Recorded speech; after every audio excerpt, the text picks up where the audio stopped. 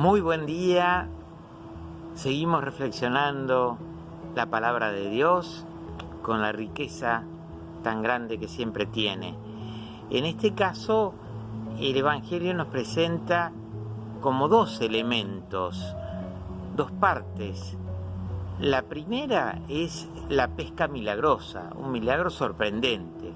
Jesús ya no está más en Nazaret, está en el lago de Genesaret, y allí Pedro experimenta esa presencia milagrosa.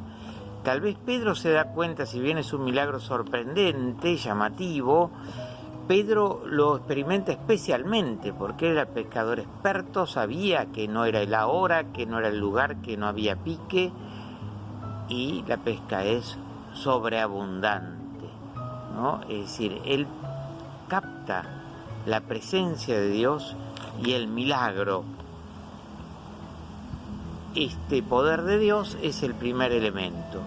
El segundo elemento es la reacción que tiene Pedro ante el milagro, ante la presencia de Dios y de Jesús. Conocer a Dios le hace conocerse a sí mismo y descubre su realidad más profunda, que es el pecado, el ser pecador, el ser indigno de Dios. Es decir, conocer a Dios nos hace conocernos a nosotros más profundamente como indignos de Dios. Y entonces solamente cuando se conoce a Dios, uno se conoce realmente a sí mismo.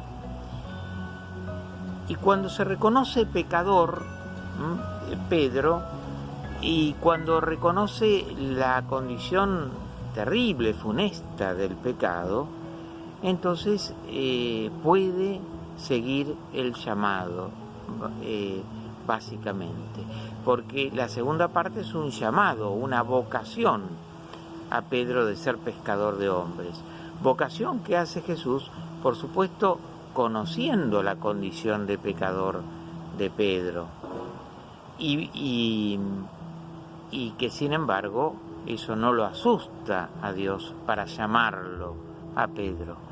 Pero se requiere de Pedro primero un reconocimiento del Maestro, porque él confía en la palabra de Jesús, va mar adentro y echa las redes, a pesar de que humanamente eso no era lo lógico.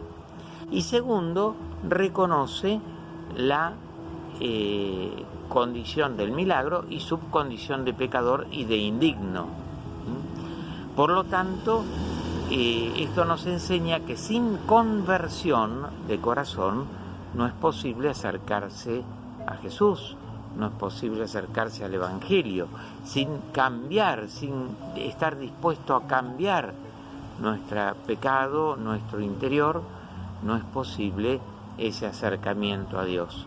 Es lo que enseña el Evangelio de hoy. También es muy parecida a la primera lectura de la vocación de Isaías. También él tiene una experiencia de Dios en el templo. También él recibe el llamado, la vocación, y también él se siente indigno de responder. Pidámosle a Dios también nosotros tener esa experiencia de Dios, también reconocer la verdad de Dios, y también nosotros buscar cambiar la conversión para poder seguir el llamado. Terminamos entonces con una bendición, pidiendo que su palabra siempre nos fortalezca en nuestra vida. El Señor esté con ustedes y con tu espíritu, y que la bendición de Dios Todopoderoso, que es Padre, Hijo y Espíritu Santo, descienda sobre nosotros y permanezca para siempre. Amén.